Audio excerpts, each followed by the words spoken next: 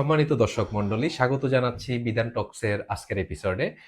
আজকের এপিসোডে আমাদের মাঝে সম্মানিত অতিথি হিসাবে উপস্থিত আছেন বাগেরহাট জেলা ছাত্র কল্যাণ পরিষদের সম্মানিত সভাপতি এবং মার্কেটিং ডিবেটিং ক্লাবের বিপি সরোজ ঢালি, যাকে আমাদের জগন্নাথ ইউনিভার্সিটি এবং মার্কেটিং ডিপার্টমেন্টের স্টুডেন্টও যাকে সবাই খুব ভালোভাবেই চিনে থাকে, যিনি এবং মানুষের জন্য কাজ করে থাকে, ডিপার্টমেন্টের জন্য কাজ করে এবং তার জেলা জেলা থেকে যেসব ছাত্রছাত্রী চলে আসে তাদের জন্য কাজ করে।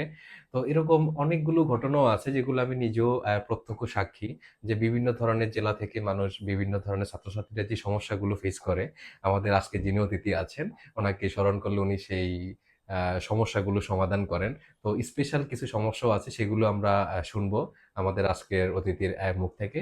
তো আমি সকলের সামনে আজকের অতিথি সরোজ ঢালিকে পরিচয় করিয়ে দিচ্ছি। ধন্যবাদ দাদা, আমাকে এত সুন্দর জায়গায় ইনভাইট করার জন্য বিধান টককে। প্রথমে আমার পরিচয় দিচ্ছি, আমার নাম হচ্ছে সরোজ ঢালি। আমি বর্তমানে জগন্নাথ বিশ্ববিদ্যালয় মার্কেটিং ডিপার্টমেন্টের ৪র্থ বর্ষে অধ্যয়ন করছি। আর সেই সাথে আছি বাগেরহাট জেলা ছাত্র কল্যাণ পরিষদ জগন্নাথ বিশ্ববিদ্যালয়ের সভাপতি দায়িত্বে। আর আরও আছি মার্কেটিং ডিবেটিং ক্লাবের ভাইস প্রেসিডেন্ট হিসাবে। ধন্যবাদ। তো আমরা আজকে সরাসরি চলে যাব আপনার কাছ থেকে। আমরা কিছু বিষয় জিনিসগুলো জানবো, যেটা হচ্ছে শুরুতে যে জিনিসটা জানবো, যে এই যে জেলা ছাত্র কল্যাণ পরিষদ নামে বিভিন্ন ইউনিভার্সিটি গুলাতে, পাবলিক বিশ্ববিদ্যালয়, কিছু কিছু প্রাইভেট বিশ্ববিদ্যালয় আছে বা কলেজগুলোতেও আছে, এই যে ছাত্র কল্যাণ পরিষদ আছে, আসলে এটার মূল কাজটা কি? তো ধন্যবাদ। তো আসলে একটা জেলা সম্পর্কে তো অনেক ধরনের জিনিস থাকে। তো জেলায় স্টুডেন্টরা বাইরে আসে, নতুন নতুন পরিবেশে আসে, তারপরে তারা নতুন জায়গায় শিক্ষা প্রতিষ্ঠানে ভর্তি হয়, তারা একটা অনেক আকাঙ্ক্ষা নিয়ে শুরু করতে চায়। তো যখন গ্রাম থেকে, যেহেতু আমাদের বাগেরহাট জেলা সম্পর্কে একটু বলি, যে বাগেরহাট জেলা খুলনা বিভাগে অবস্থিত এবং আমরা মোস্ট প্রবাবলি বাগেরহাটের সম্পর্কে একটু জানি যে ঐতিহ্যবাহী জেলা। তো এখানে বেশিরভাগ অঞ্চলে একটু প্রত্যন্ত। তো যার কারণে স্কুল কলেজটা খুব একটা বেশি আছে, কিন্তু খুব উচ্চমানের স্কুল কলেজ নেই। তো গ্রামাঞ্চল থেকে যদি কোনো একটা স্টুডেন্ট শহরের কোনো স্কুল বা ভালো প্রতিষ্ঠানে, বিশ্ববিদ্যালয়ে ভর্তি হন, সে এসে আসলে একটা দিক নির্দেশনা হিসেবে মানে সেখানে প্রবেশ করে। তারপরে যখন সে আসে, কোথায় কি করবে, কোথায় থাকবে, কার সাথে পরিচয় হবে, একটা নতুন পরিবেশের সাথে কিভাবে সে চলবে, বা নতুন কোনো প্রবলেম ফেস করলে সেটাকে সে কিভাবে রিকভারি করবে, সেটা কোনোভাবেই বুঝতে পারে না। সো আমরা একটা সো আমাদের যখন আমাদের জগন্নাথ বিশ্ববিদ্যালয় 2005 সালে অধ্যাদেশ অনুযায়ী বেগম খালেদা জিয়াতে পাশ করা হয়, তখন তার পরবর্তীতে বিশ্ববিদ্যালয় চালু করা হয়। তার কয়েক বছর পরে 2012 সালের দিকে বাগেরহাট জেলা ছাত্র কল্যাণ পরিষদ কিছু সিনিয়র বা আমাদের সম্মানিত সিনিয়রদের অনুপ্রেরণা এটা পরিচালিত হয়। তো দীর্ঘ গুটি গুটি হাঁটি হাঁটি পাই করে প্রায় দীর্ঘ 15 বছর হয়ে যাচ্ছে, 12-13 বছর হয়ে যাচ্ছে, যে আমাদের এই ছাত্রদের কল্যাণে নিয়েই বাগেরহাট জেলা ছাত্র কল্যাণ। তো বাগেরহাট জেলা ছাত্র কল্যাণ একটা পরিবার। আমরা সঠিক ছোট করে বলি, একটা পরিবার বলি। তো এইখানে শুধু আমি একা না, আমার সাথে আমার জুনিয়র, আমার সিনিয়র সবাই আমার সাথে ইন্টার রিলেটেড থাকে। আমার সম্মানিত শিক্ষক বাগেরহাট জেলার প্রায় জগন্নাথ বিশ্ববিদ্যালয়ে কর্মরত আছেন প্রায় সম্মানিত 10 জন বা 8 থেকে 9 জন টিচার কর্মরত আছে। তো তো আমরা তাদের সাথে, আমি যখন প্রথমে বলি যে আমি যখন ভর্তি হই 22 সালের মার্চ মাসে, তো ঢাকা শহরে আসার পরে আমার কোনো মানে পরিচিত কেউ ছিল না। ছিল না, রিলেটিভ বা হ্যাঁ, অন্য কেউ ছিল না। রিলেটিভ ছিল আর কি।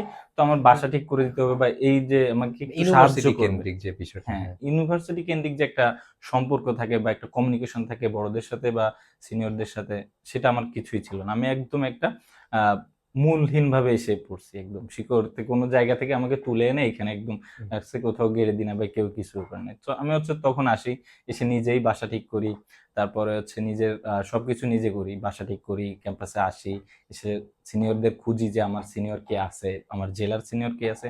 তারপরে আমি এখানে খুঁজে পাই। তারপরে সেখান থেকে আমি বাগেরহাট জেলা কল্যাণের সাথে অ্যাড হওয়ার পরে তো দেখি যে এখানে আমাদের অনেক প্রবলেম।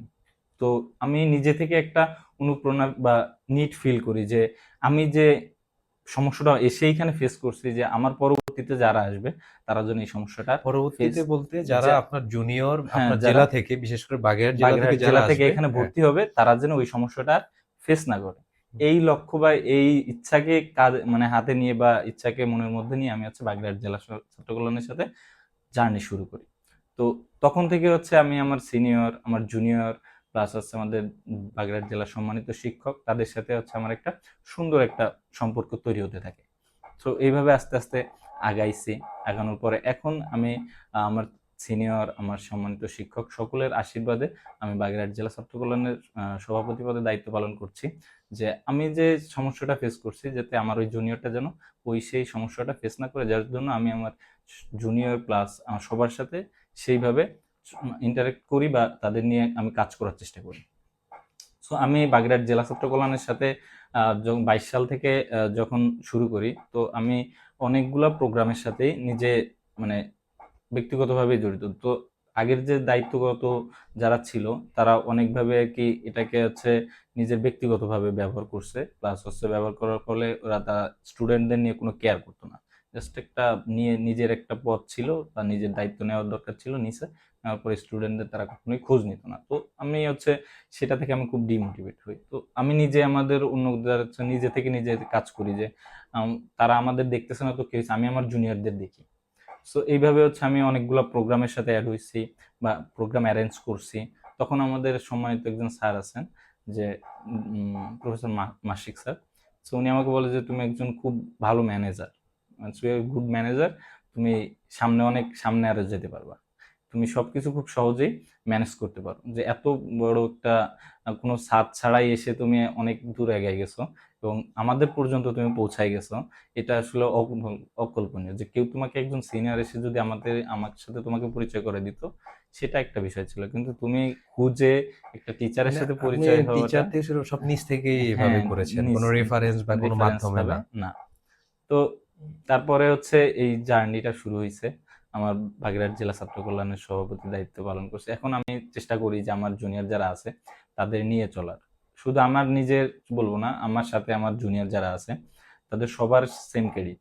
যে আমি যতটুকু করি, আমার থেকে আমার মনে হয় আমার জুনিয়র যারা আছে বা বাগেরহাট জেলা ছাত্র কল্যাণ কমিটির সাথে যারা আছে, পরিবারের সাথে যারা আছে, সবাই আমার থেকে আরো বেশি করে। তারা সবাই খুব উৎফুল্ল, যে আমার মনে হয় যে তাদের সাথে আমি কাজ করতে পারি, আমি নিজেকে গর্বিত ফিল করি যে আমি তাদের পাইছি। আমি তো কাউকে এরকম পাইনি, তবে আমি তাদের পাইছি যে যারা আমাকে বা তারা সামনে যারা আসতেছে তাদের নিয়েও ভাবে। সেটা আমার জন্য খুব গর্বের বিষয়। এটা খুবই একটা ভালো কথা বলেছেন। তবে এখানে আপনার কিছু ক্রেডিট আপনাকে দিতেই হয়, যেটা প্রশংসা করতে হয়। আমি যতটুকু দেখেছি যে, এই যে প্রেসিডেন্ট, মানে আপনি তো এটার প্রেসিডেন্ট মানে কি? আপনি হচ্ছে এখন এটার বলা যায় যে কি বলে, প্রধান বা মূল দায়িত্ব বা এটার প্রাণ বলা যায় এখন।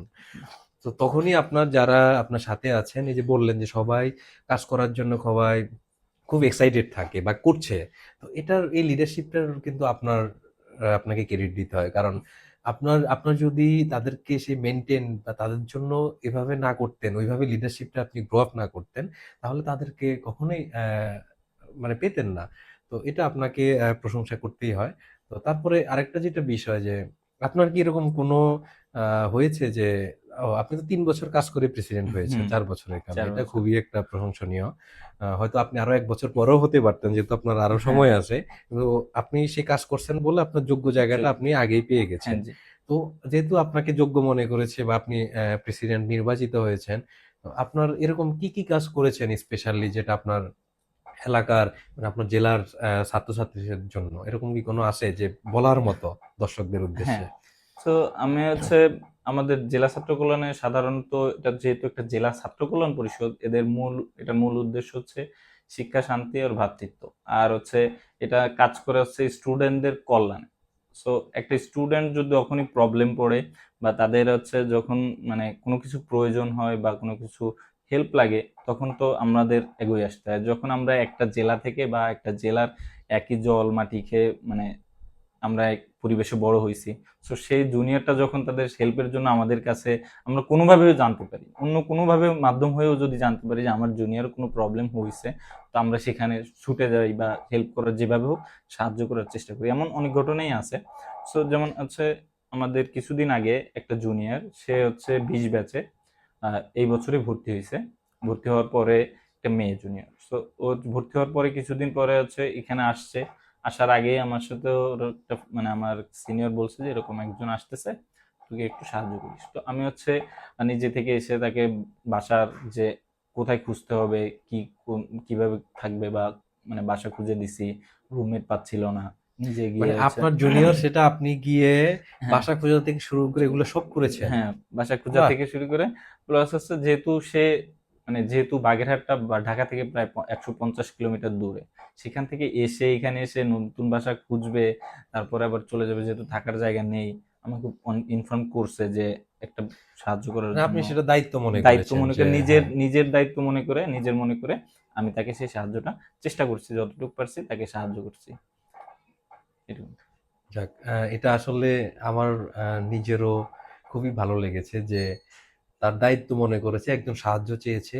সে অ্যাজ এ সিনিয়র ভাই হয়ে যে নতুন একটা ফ্রেশার ভর্তি হয়েছে তার জন্য সে নিজে গিয়ে সে বাসাটা হচ্ছে খুঁজে দিয়েছে, যেটা আমরাও আসলে আমাদের বন্ধু বা আমাদের কাছের অনেকের জন্যই করি না। আমরা ব্যস্ততা দেখাই যে ভাই ব্যস্ত আছি, কাজ করছি, টিউশন আছে, পড়াশোনা করছি। তো সেই জায়গা থেকে আপনি আমাদের যিনি অতিথি আছে, যিনি অ্যাজ এ জেলা ছাত্র কল্যাণ পরিষদের অ্যাজ এ সভাপতি হিসেবে যে দায়িত্বগুলো পালন করতে হয়, ঠিক সেই দায়িত্বটাই পালন করছে।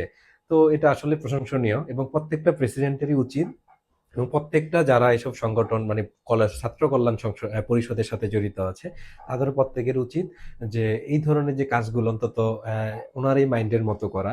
তো আজকের অতিথি হিসেবে আসলে আসারও আরেকটা যে আমিও নিজেও দেখেছি যে অনেকগুলো এরকম কাজ করেছে, এই জন্য আমি স্পেশালি ইনভাইট করি যা আমাদের এতে আসার জন্য।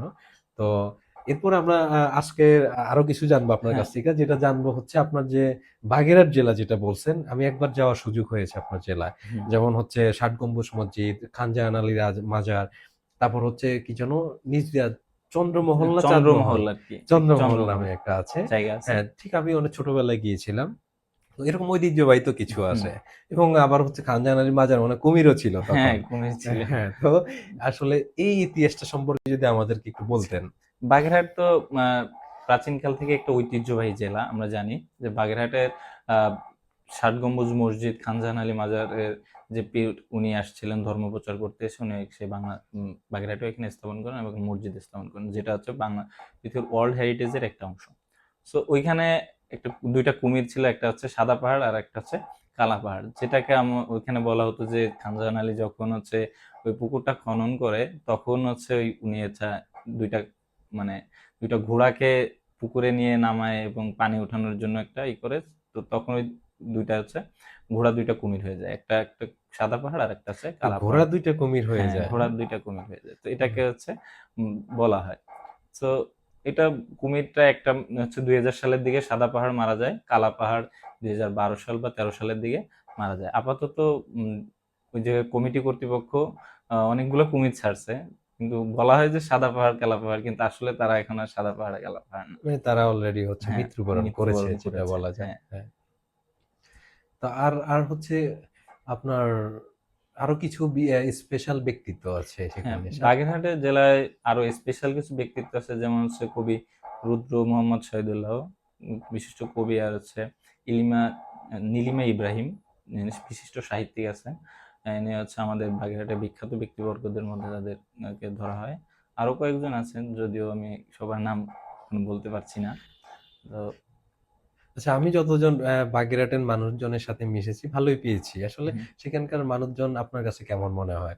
যেমন আমাকে বলা হয় যে আপনার এলাকার মানুষজন কেমন? আমি একটা মেসেজ কিন্তু সবাইকে দিব। তো আপনার বাগেরহাটের যদি বলি যে সেখানকার মানুষজনের আসলে কেমন বা তাদের চলাফেরা বা ওভারঅল আরকি আপনার ফিডব্যাক থাকবে কি আপনার? আহ বাগেরহাট আসলে হচ্ছে যেহেতু একটু আহ দক্ষিণাঞ্চলের একটা জেলা, তো দক্ষিণাঞ্চলের মানুষগুলো অনেক সহজ সরল হয়।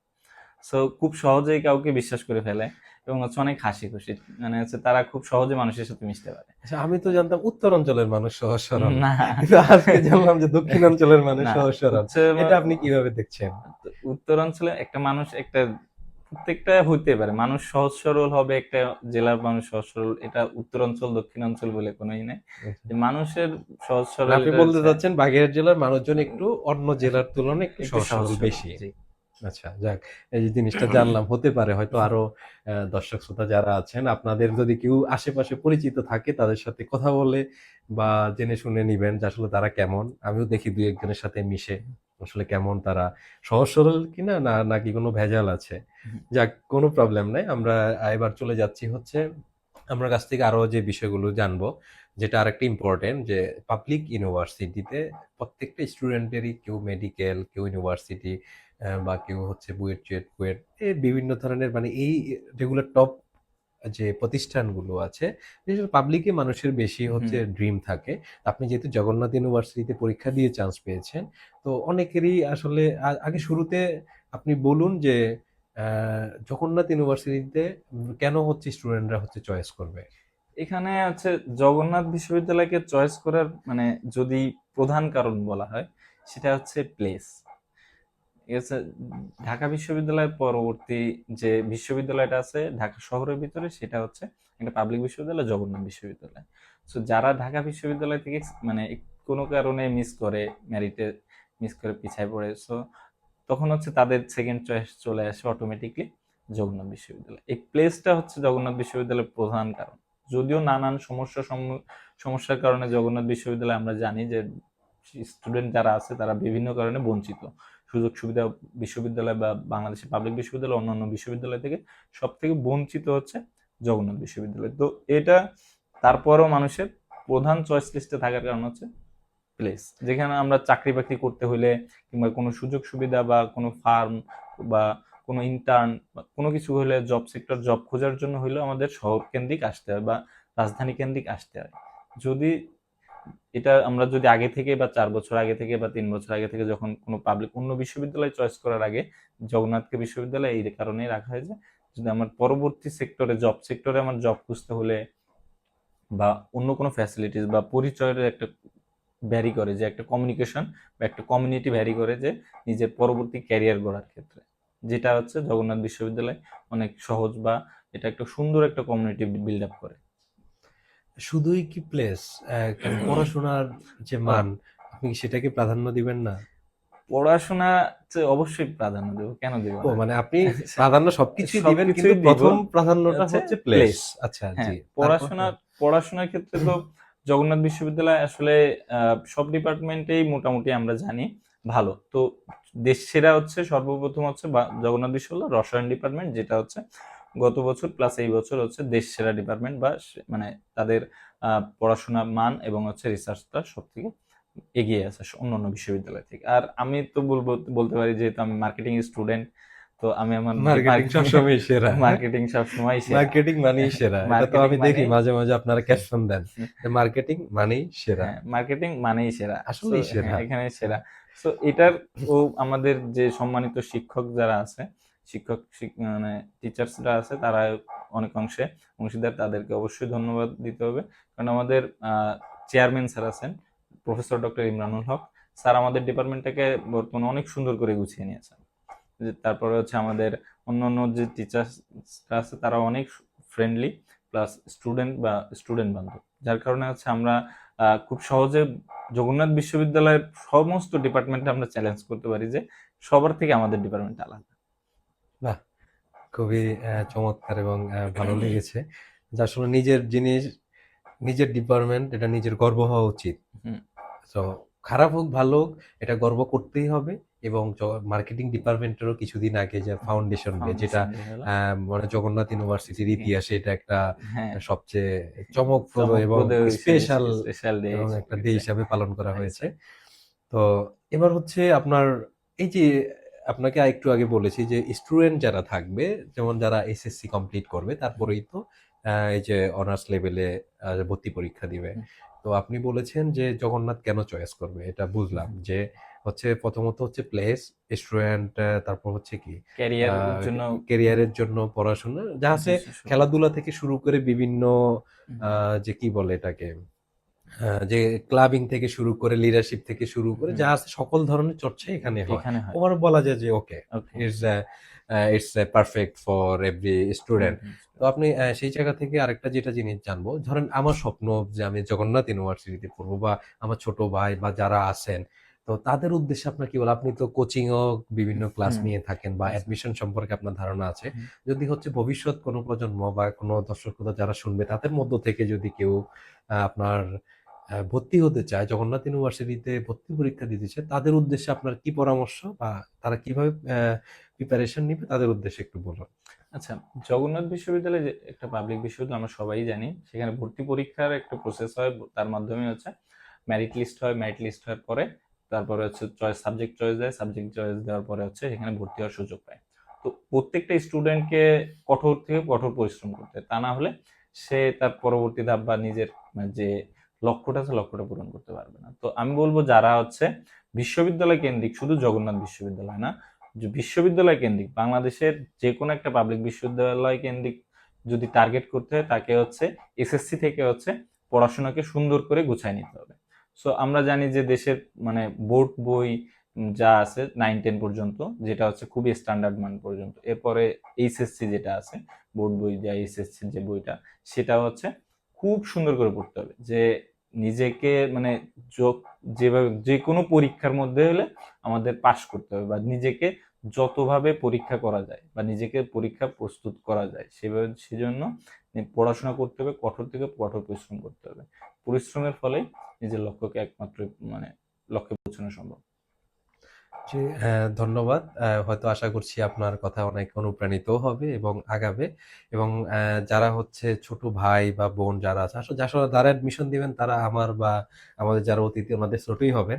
আপনাদের যদি কোনো পরামর্শ বা কোনো কিছু জানার ইচ্ছা থাকে, যদি হচ্ছে আমার ভিডিও দেখে থাকেন, যদি শুধু আমাদের আজকের অতিথি উনি না, যদি অন্য কোনো কারো কাছ থেকে পাবলিক ইউনিভার্সিটি সম্পর্কে বা অ্যাডমিশন সম্পর্কে আপনার জানার আগ্রহ থাকে বা জানতে চান, সেক্ষেত্রে যোগাযোগ করবেন। আমরা চেষ্টা করব হচ্ছে সবার সাথে যোগাযোগ করিয়ে দেওয়ার জন্য। তো এবার হচ্ছে আরেকটা যেটা জিনিস আপনার কাছ থেকে আমরা জানবো, যে আপনি তো মার্কেটিং ডিবেট ক্লাবের ভিপির দায়িত্ব পালন করছেন। জি। আসলে ডিবেটটা কেন হচ্ছে মানুষের জন্য প্রয়োজন? আচ্ছা, ডিবেটিং জিনিসটা হচ্ছে খুবই একটা ইউনিক একটা জিনিস। আমরা যদি যে মডার্ন জেনারেশন বা মানুষকে নিজেকে তুলে ধরার একটা সব থেকে বড় মাধ্যম হচ্ছে ডিবেটিং, বা নিজেকে বিতর্কিত করা, বিতর্ক প্রতিযোগিতায় নিজেকে অংশগ্রহণ করা। এটা হচ্ছে আমরা যখন হচ্ছে কারোর সাথে কথা বলি, সাধারণভাবে যদি কথা বলি, স্মার্টনেস, যে কি মানুষকে নিজেকে জানা বা পারিপার্শ্বিক সবকিছু জানা, তো একজন ডিবেটারকে তার সমস্ত কিছু জানতে হয়, বা সামনের যে পরিস্থিতি বা নিজের চারিপাশের পরিবেশ, প্লাস হচ্ছে নিজের পড়াশোনা, বিগত কিছু রাজনৈতিক, অর্থনৈতিক সবকিছু সম্পর্কে জানার একটা মাধ্যম হচ্ছে, যদি আমরা, মানুষ এমনি জানতে পারে, চাইলেই জানতে পারে, কিন্তু যখন সে ডিবেটের সাথে একটা ডিবেটিং এ ক্লাব বা ডিবেটিং প্ল্যাটফর্মের সাথে সে যুক্ত থাকে, সে নিজেকে সবসময় অন্যদের থেকে আলাদা করার চেষ্টা করে। সো এটা হচ্ছে জানার মাধ্যমে নিজেকে অন্যদের থেকে আলাদা করতে হলে বেশি বেশি জানতে হবে। উম, আপনার মানে জানাশোনা বেশি করতে হবে, জানতে হবে, প্লাস হচ্ছে আপনার কম্পিট করতে হবে। তো ডিবেটিংটা হচ্ছে নিজেকে একটা পাবলিক স্পিকিং এর জন্য খুব একটা গুরুত্বপূর্ণ, যে নিজের প্রতি কনফিডেন্স বাড়ায়। তারপর হচ্ছে আমরা আহ, বিভিন্ন তথ্য বা রিসেন্টলি যে তথ্যগুলো আছে সবকিছু সম্পর্কে আমরা জানার একটা আগ্রহ তৈরি করে। সো আমি বলবো যে যারা হচ্ছে যে আহ, নিজেকে জানা এবং হচ্ছে নিজে সুন্দর একটা লিডারশিপ বা পাবলিক স্পিকিং, নিজেকে তুলে ধরার একটা মানে একটা প্ল্যাটফর্ম হচ্ছে ডিবেটিং। তো যারা ডিবেটিং এর সাথে যুক্ত হচ্ছে, আমি মনে করি যে তারা অন্যদের থেকে আলাদা। জি, এটা ঠিক। এটা আমি আপনার সাথে এবং সবাই আমরাই একমত হব।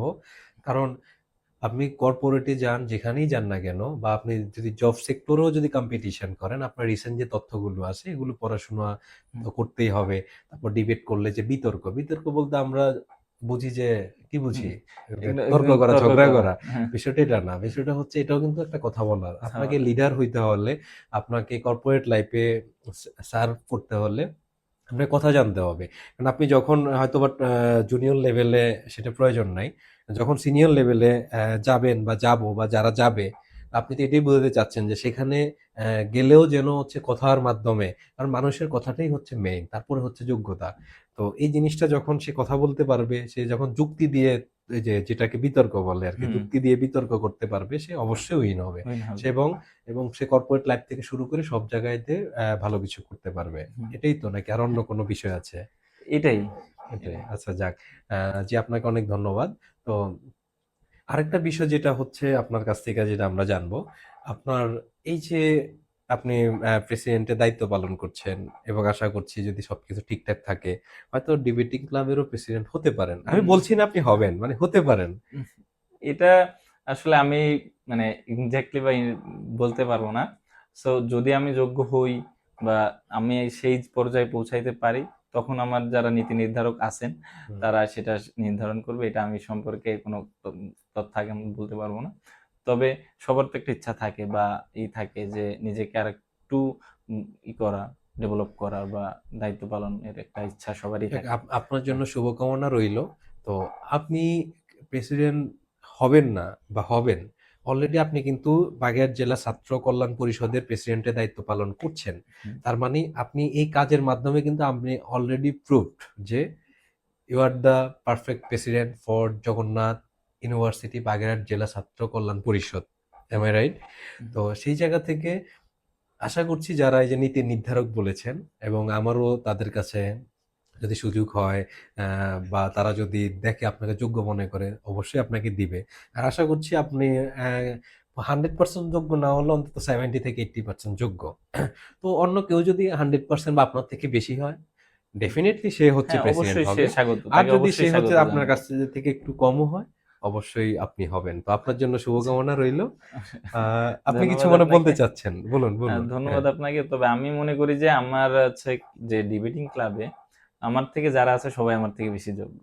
সে আমি এটা সবাইকেই স্বাগত জানাই। যেই আসুক, সে যদি আমার জুনিয়র হয় যে আমার থেকে সে যোগ্য বেশি বা পারফেক্ট, আমি তাকেই স্বাগত জানাবো।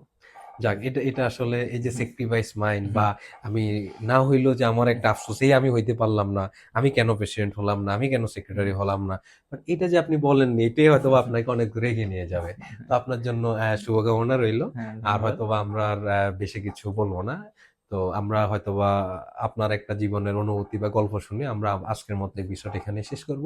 আপনার জীবনে কি কোনো এখানে কোনো এরকম কোনো ইতিহাস বা কোনো ঘটনা আছে কিনা যেটা সবার উদ্দেশ্যে আপনি শেয়ার করতে চাচ্ছেন? হ্যাঁ, আহ, হ্যাঁ, অবশ্যই একটা তো প্রত্যেকটা মানুষের জীবনে একটা সুন্দর অনুভূতির ঘটনা থাকা উচিত। যেহেতু আমরা অনেকটা পথই পাড়ায় আসছি। তো আমি শুধু একটা কথাই বলবো যে একটা ঘটনা আমার জীবনে সব থেকে বেশি মোটিভেটেড করে, যেটা সেটা হচ্ছে যে আমি যখন বিশ্ববিদ্যালয়ে চান্স পাই, তো বিশ্ববিদ্যালয়ে যখন চান্স পাওয়ার পরে আহ, বাবা মার তো একটা স্যাক্রিফাইস প্লাস হচ্ছে প্রত্যাশা আকাঙ্ক্ষা থাকে। তো আমার মনে হয় একটা ছেলে হিসাবে বা একজন সন্তান হিসাবে নিজের বাবা মাকে নিজের প্রশংসা করতে, অন্যের কাছে নিজের প্রশংসা করতে, হাসি খুশি দেখা, এটা হচ্ছে জীবনের সব থেকে বড় একটা মোটিভেশন। তো আমি যখন এক বিশ্ববিদ্যালয়ে চান্স পাই, তখন আমার নিজে হচ্ছে একটা, যখন বাড়িতে যে বলি যে মা আমার চান্স হয়েছে, আমি এরকম বিশ্ববিদ্যালয়ে চান্স পেয়েছি, জগন্নাথ বিশ্ববিদ্যালয়ে।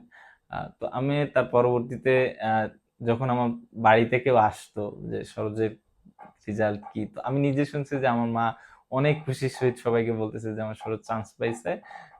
তাদের সবাইকে একটা খুশির আমেজ বিরাজ করতে আমার মায়ের মধ্যে। তো এটা নিজের মাকে নিজের মানে খুশি অ্যাচিভমেন্টের করার খুশি মতো। করা, এটা আমার মনে হয় যে জীবনের সবকিছু থেকে আমার বড় প্রাপ্তি। বড় অ্যাচিভমেন্ট। হুম, বাহ!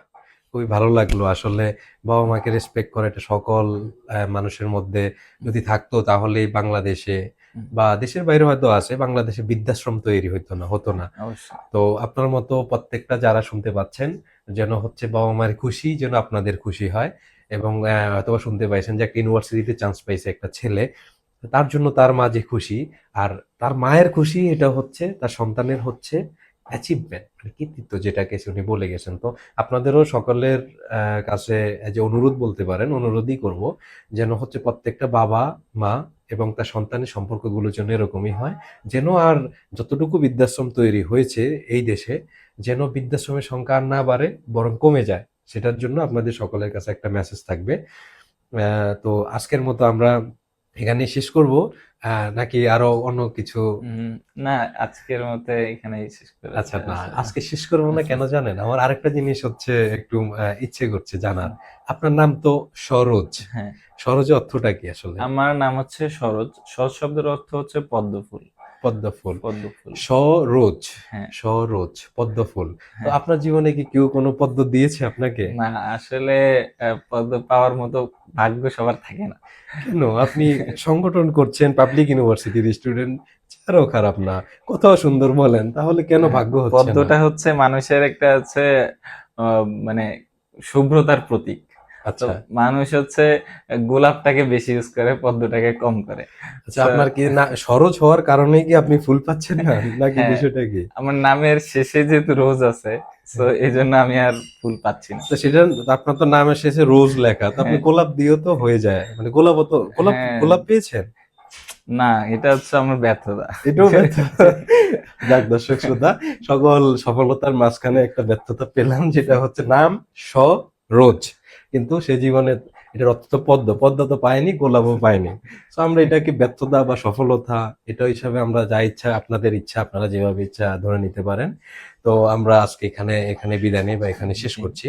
জি, তো সম্মানিত দর্শক মন্ডলী, আজকের এপিসোডে আমরা এখানে বিদায় নিচ্ছি। তো বিধান টক্সের সাথেই থাকুন, নতুন কিছু পেতে থাকুন।